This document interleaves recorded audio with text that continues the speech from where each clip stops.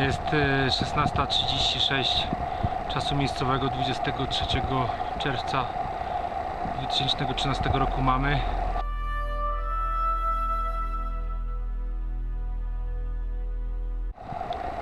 Wdarli się tam podobno talibowie. Wyprawa jest skończona, doszło do ogromnej tragedii.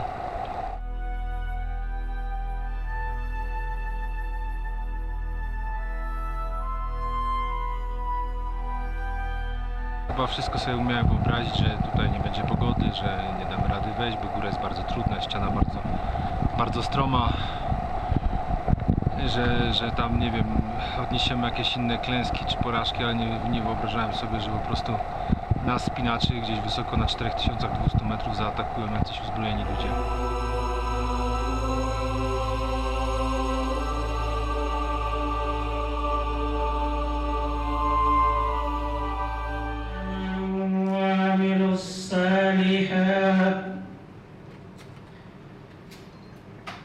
وتواصوا بالحق وتواصوا بالصبر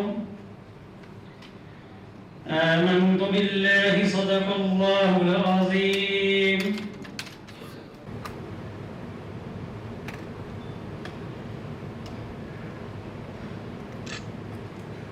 I'm lost.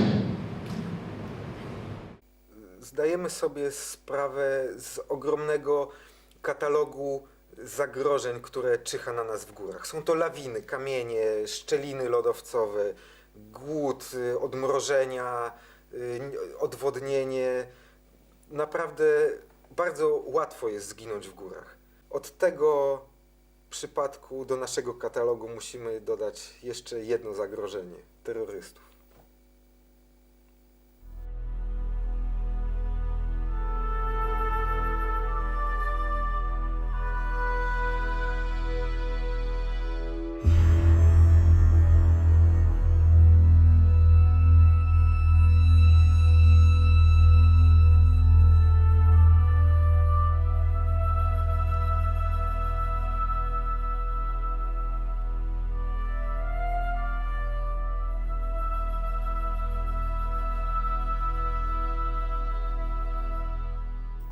W 2012 roku po dniach lajtowych od Bogusia dostałem propozycję uczestnictwa w wyprawie na Nanga Parbat.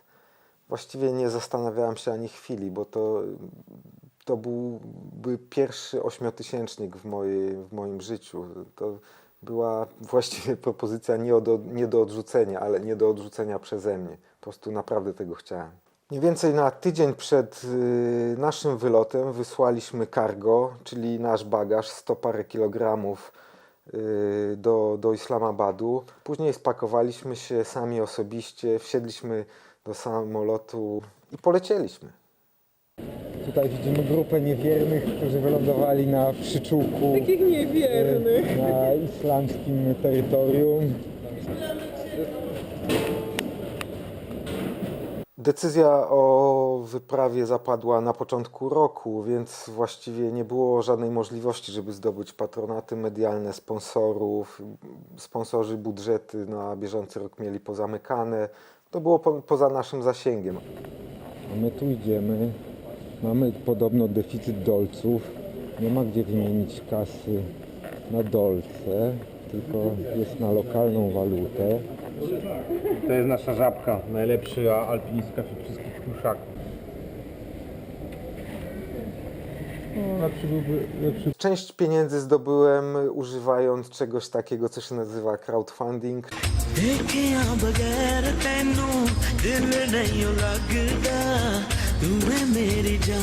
Jesteśmy na 2000 metrów. Do wymarzonego ośmiotysięcznika brakuje 6000. 6000 metrów, 6000 złotych. Przez internet internauci zasilali moje konto drobnymi wpłatami od 1 złotówki do paruset złotych. Teraz lecimy do Islamabadu. To już nie jest to samo co Dubaj. SMS kosztuje dolce za minutę. No, a minuta?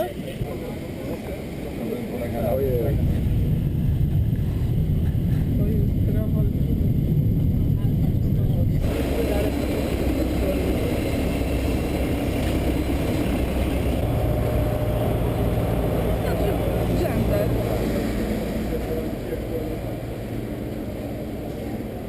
Po wylądowaniu w Islamabadzie na lotnisku jedziemy samochodem do hotelów.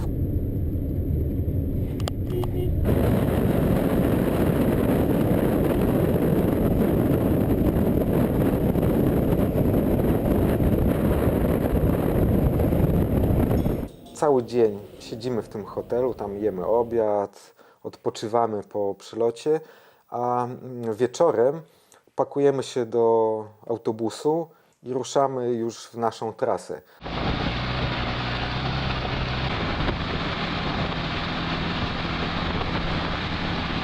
Nasza trasa prowadzi przez słynną Karakorum Highway, po której przemieszczają się te słynne ciężarówki ozdobione malowniczo.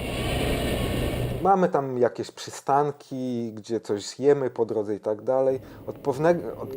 Kiedy już jesteśmy w prowincji Gilgit-Baltistan, towarzyszy nam uzbrojony w kałasznikowa policjant. Policjanci się zmieniają na posterunkach, ale cały czas mamy takie towarzystwo.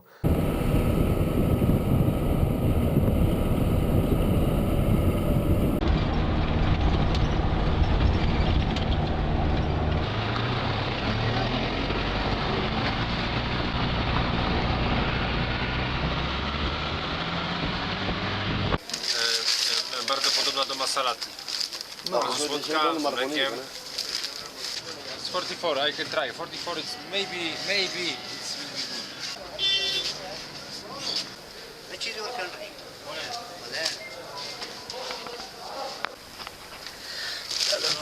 A to jest nasz guide, który nas poprowadzi.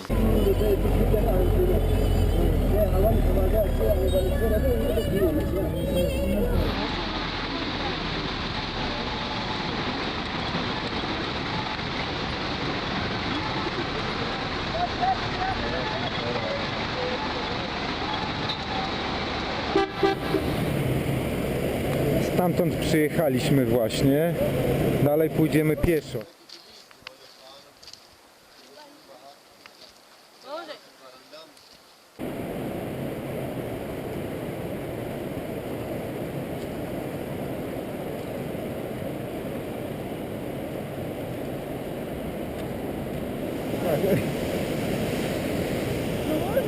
Można, dawaj pies.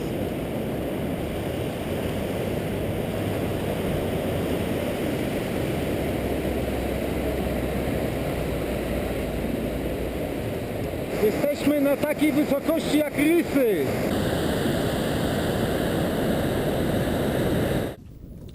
Wchodząc na ośmiotysięcznik, najpierw zakładamy obóz bazowy, tak zwany base camp. Jest to miejsce, do którego będziemy przy naszej działalności górskiej wielokrotnie wracać. Mamy tam kucharza, mamy swoje namioty, no, dużo ciepłych śpiworów. Jest to nasz taki tymczasowy dom. To jest bezpieczne miejsce, do którego wracamy po to, żeby odpocząć psychicznie i fizycznie. Jesteśmy w base campie. O, Adam ma jeszcze herbatniczki. Tutaj chłopaki, aż ślina im pociekła jak zobaczyli, a tam w tle Nanga sobie schowała się w chmurach. Tak, właśnie tam zamierzamy wejść. Z base campu wychodzimy wyżej. W tym przypadku na 4800 metrów i tam zakładamy pierwszy obóz. Jesteśmy w obozie pierwszym. Mniej więcej 4800 metrów. Tu nasi koledzy kopią sobie platformę pod namiocik hotelowy, w którym będą sobie spali. A tam stoi nasz namiocik taki sprytnie skietrany. O, pogoda niezła. Praktycznie on będzie służył nam trochę jak taki wysunięty base camp, bo przed obozem drugim, który jest powyżej 6000, założymy jeszcze taki pośredni obóz pomiędzy 1 a 2, bo to jest duża odległość w wysokości. To jest ponad 1000 metrów różnicy wysokości. Jesteśmy w obozie 1A, tak zwanym, czyli pomiędzy 1 a 2. Po kolei te obozy trzeba było zaopatrywać.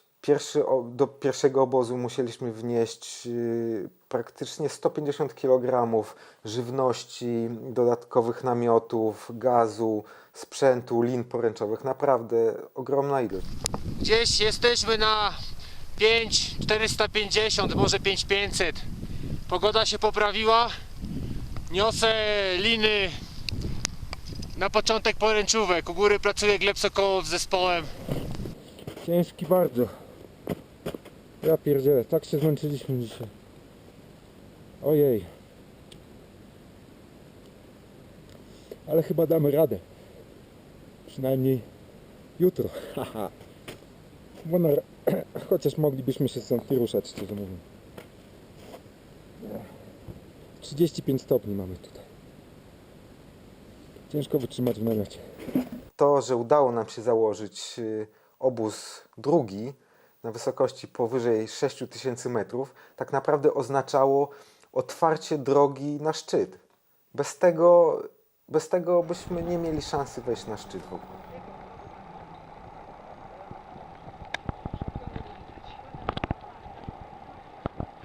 Byliśmy dzisiaj w dwójce, postawiliśmy jeden namiot, ale jutro pójdziemy tam znowu.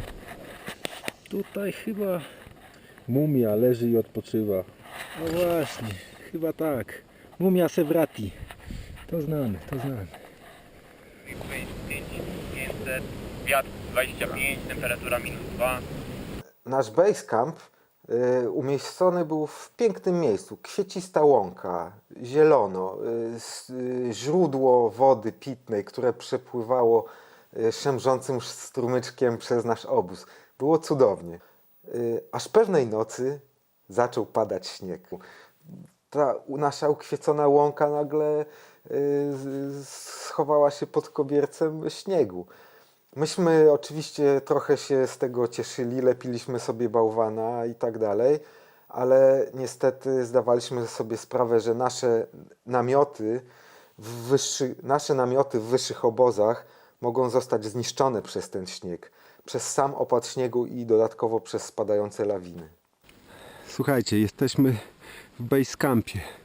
Niestety w dniu wczorajszym naszą bazę nawiedziła straszna nawałnica śnieżna.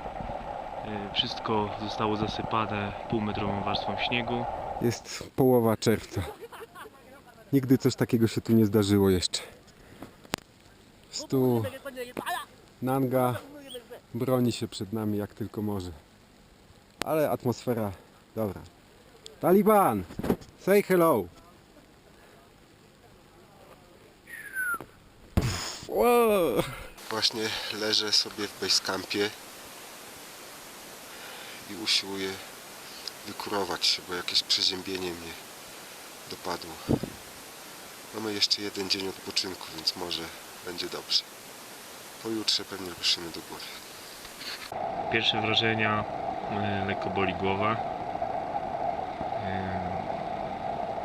Tragarze cały czas z nas zdzierają kasę. I że na pewno nie będzie lekko.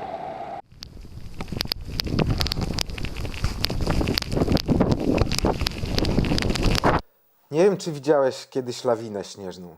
Jest to niesamowita masa i energia. Setki ton śniegu mokrego walą się na ciebie, niszczą na swojej drodze wszystko. Zgniatają namioty, czasami całe domostwa. Nie sposób przeżyć takiej lawiny. Trzeba mieć naprawdę dużo szczęścia.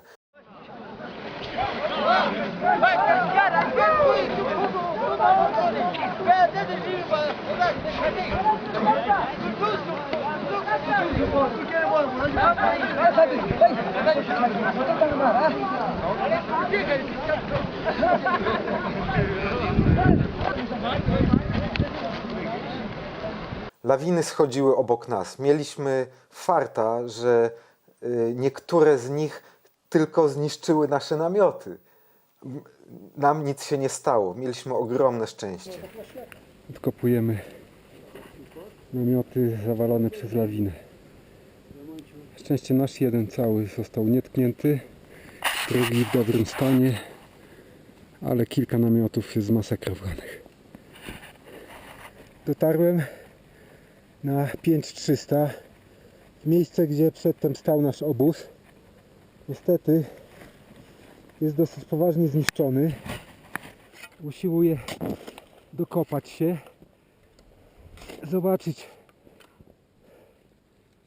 co tu jeszcze, co da się zrobić. O, tu radio się odzywa, tam lawina im znowu zerwała namiot. Aj, kurde. Sam będę musiał odkopać ten namiot, zreperować maszt, no i przenocować tutaj. Krążyłem między obozami, zaopatrując je, schodząc niżej, wchodząc wyżej. W tym czasie zszedłem do base campu i spędziłem tam jeden dzień i jedną noc.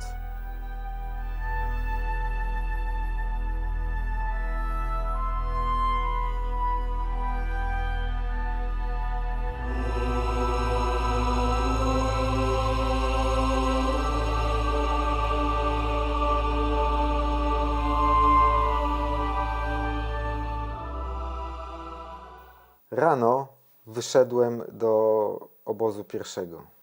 No jak tam, ребята, как поживаете на высоте? Na nocleg zatrzymałem się w obozie 1+, na wysokości 5300 metrów. Siedzę w namiocie w dwójce, znaczy nie w dwójce, w 1A na 5300.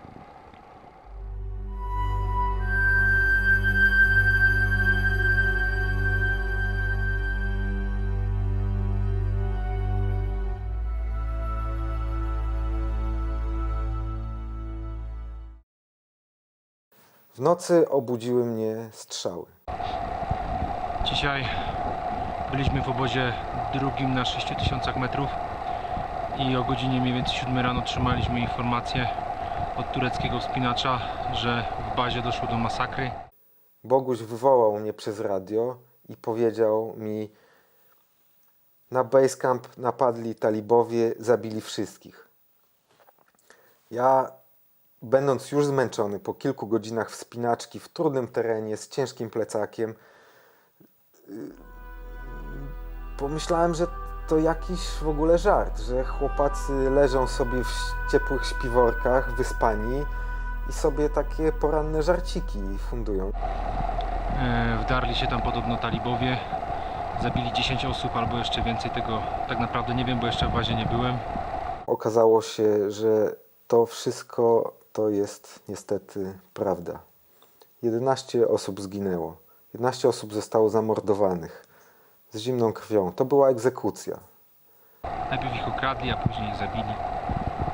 W kraju, w narodzie, gdzie pełno jest ludzi wykształconych, kochających muzykę, kulturę, sztukę, a tu nagle zabójcy wśród takich ludzi. To jeszcze zabójcy ze wsparciem w społeczeństwie, bo ktoś im pomagał. Tylko kto?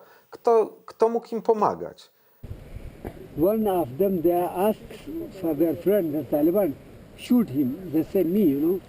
If Taliban comes, they will say Allah Akbar and shoot everybody. But they stole money and Yes. They look. it's they make robbery. It's not. They make a line that Yeah, Then it's not people, Taliban. they It's robbery. dollar It's bandits. yes. Wchodząc do obozu, zostałem zatrzymany przez pakistańskich żołnierzy. Oficer zapytał mnie o imię, nazwisko, tam mnie odhaczył na liście. I właściwie nie było żadnych przesłuchań, tak jakby oni właściwie wszystko wiedzieli. Później rozmawiałem z fakirem, pytałem go, dlaczego nasze namioty są zwinięte, pytałem go, gdzie są nasze rzeczy, gdzie są nasze pieniądze, nasze paszporty, nasze aparaty fotograficzne, laptopy, cała elektronika, bo te wszystkie rzeczy zginęły. Wyprawa jest skończona, doszło do ogromnej tragedii. No i muszę przyznać, że jestem wstrząśnięty maksymalnie. Jakby ktoś nas na siłę nagle wyrwał z czegoś, w czym byliśmy. Wyrwał nas po prostu z korzeniami, z naszej całej zaplanowanej i starannie przeprowadzanej sytuacji, z naszego życia w tym czasie. Ktoś nas wyrwał. Jesteśmy tu, pakujemy nasze rzeczy, spadamy jak się tylko szybko da stąd, ewakuują nas prawdopodobnie helikopterem. Teraz chodzimy na dół, załadowani sprzętem, Wodek Kierus, Adam Stadnik, ja. Oczywiście pozostali członkowie wszystkich międzynarodowych wypraw i narodowych, bo jest tutaj i narodowa wyprawa rosyjska i ukraińska. Zginęli tu ludzie, nasi przyjaciele. Nie wiem, nie ma sensu chyba nic więcej mówić. Jak ktoś będzie chciał, to możemy mówić prywatnie. Wygląda to jak wielkie pobojowisko i tak się też my czujemy. O, i to na tyle z tej wyprawy. Jestem strasznie rozczarowany tym naszym spotkaniem z Pakistanem. Myślałem, że jest tutaj niebezpiecznie, ale nie wiedziałem, że aż tak. Trudno nam było się ogarnąć, pogodzić z tym, jakoś odnaleźć w ogóle, co my mamy robić, co powinniśmy robić.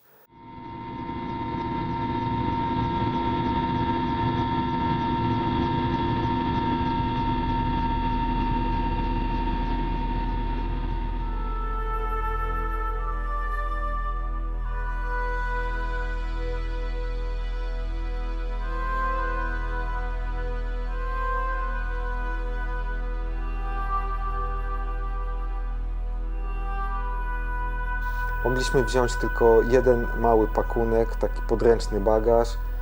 Resztę musieliśmy porzucić na miejscu.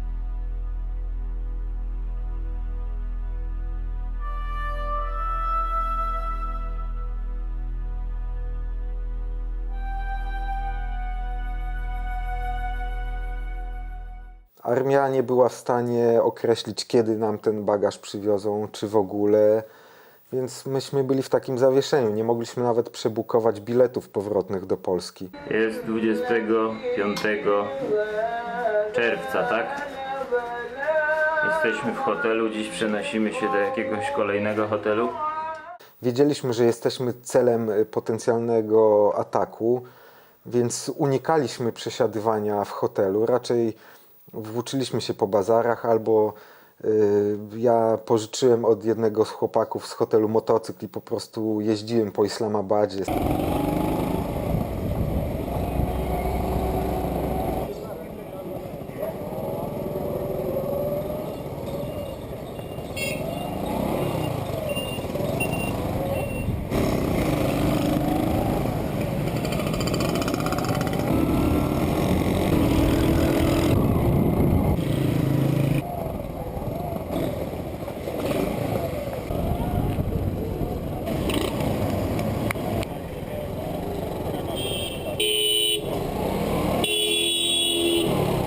Kwestia permitu. Zapłaciliśmy za Nangę Parbat i nas wywieziono helikopterami wojskowymi prawie że pod lufami karabinów w niebezpieczne miejsce do Islamabadu.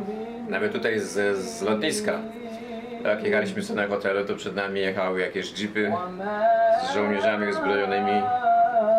Także jak się coś stanie, to wielki szum, ale wcześniej nic nie zrobiono pewnie, żeby zapewnić nam bezpieczeństwo. Appeared to be a drone strike about 3 o'clock this morning, which destroyed a house and killed him and 6 other people. Now, this group, very radical, has been carrying out attacks on Pakistan.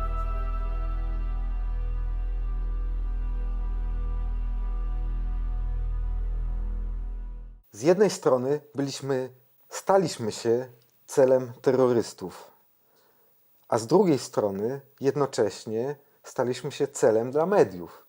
Mieliśmy dwóch przeciwników jednocześnie, ale akurat media postanowiliśmy wykorzystać. To innocent climbers, lovers of mountains. It's of course the shock. Postanowiliśmy wykorzystać siłę mediów i opinii publicznej, bo zależało nam na odzyskaniu bagażu i na tym, żeby ktoś zadbał o nasze bezpieczeństwo, żebyśmy mogli bezpiecznie wrócić do domu. Tak jak napisał to Boguś w swojej wypowiedzi, cała ta odwaga zawsze się kończy, kiedy słyszymy zgrzyt zamka AK-47. Dziki kraj, dzikie obyczaje, Nic gorszego niż fanatyzm religijny na tym świecie chyba nie ma. My nie jesteśmy bohaterami, my nie jesteśmy jakimiś wojownikami. My jedziemy w góry po to, żeby bezpiecznie wrócić do domu, do naszych bliskich, do naszych rodzin. Po to, żeby bezpiecznie wrócić do domu. Najgorsza wyprawa, na jakiej byłem w życiu. Czy jeszcze raz pojadę do Pakistanu? To jest... Pewnie tak.